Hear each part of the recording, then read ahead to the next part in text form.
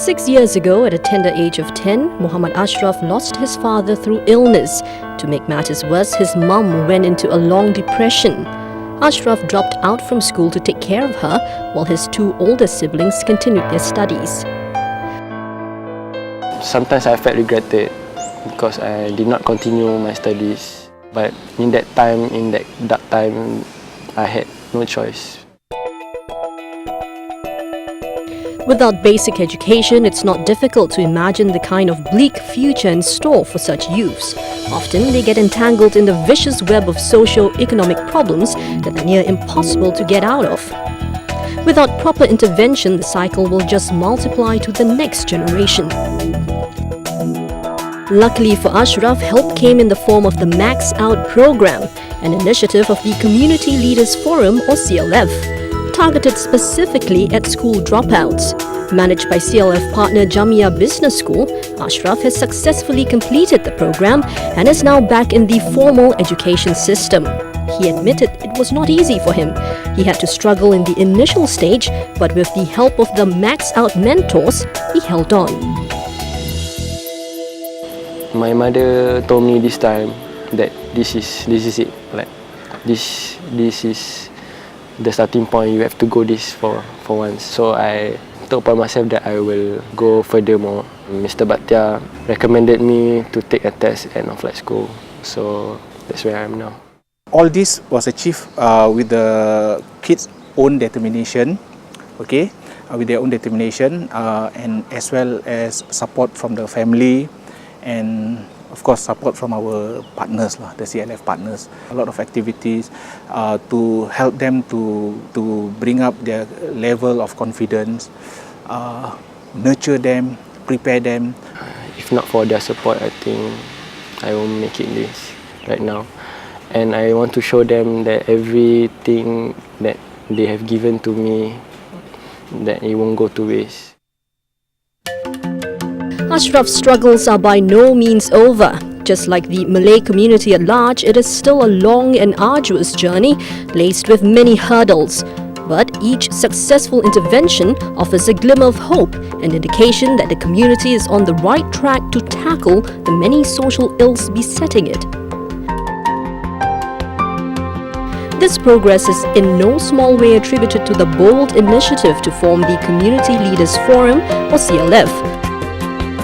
Launched in 2003, CLF brought together Malay leaders and Malay Muslim organizations on a common platform for the betterment of the community. Leveraging on each other's strength, influence and expertise, several new programs and fresh approaches were executed, contained within 4 main networks.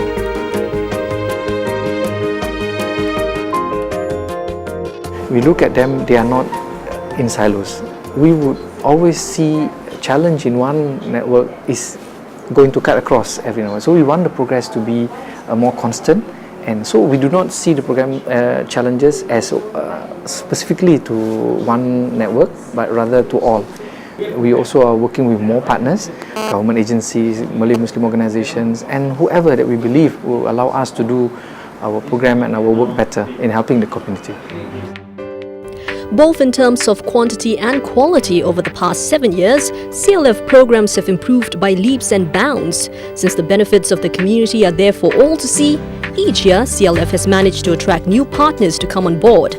These are not just limited to Malay Muslim organizations but also other VWOs, government agencies and private institutions. Those who stand to gain most are members of the community who need many helping hands to tackle the myriad of problems they face.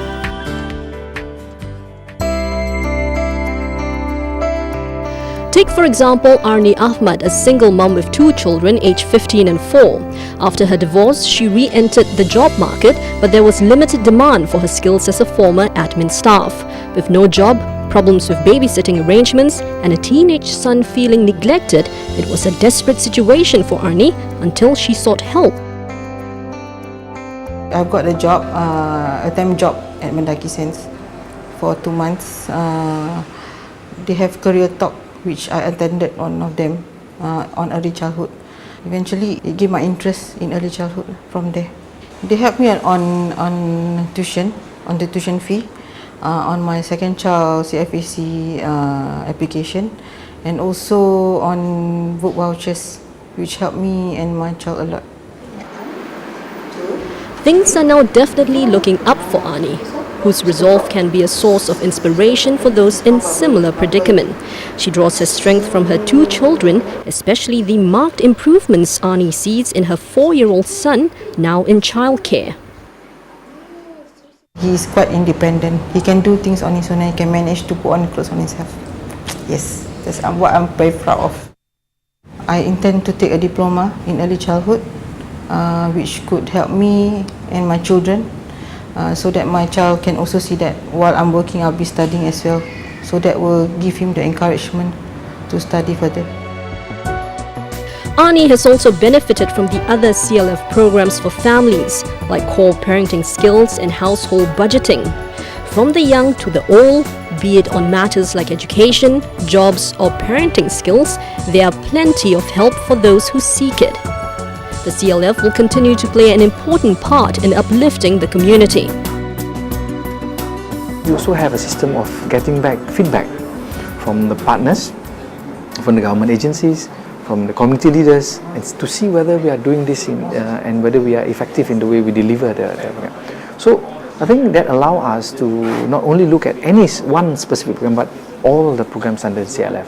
At the same time, we are conscious that for us to be able to move the community forward, these are the key elements that will allow us to strengthen the community in a more holistic manner. To build on the existing efforts, one key initiative launched at last year's forum was the commencement of the Forward Planning Exercise, or FPE for short. While the CLF looks at the immediate challenges of the Malay Muslim community, FPE is tasked to look at projecting the possible scenarios 10 years from now and think of strategies to handle those issues to ensure the community will make that step forward. The project successfully brought together close to 100 young Malay professionals split into 4 working groups, similar to the 4 main CLF networks. Their task to brainstorm ideas and strategies to bring the Malay community to the next level. The challenge thrown was met enthusiastically, and the FPE members wasted no time to set things in motion to meet the objectives set.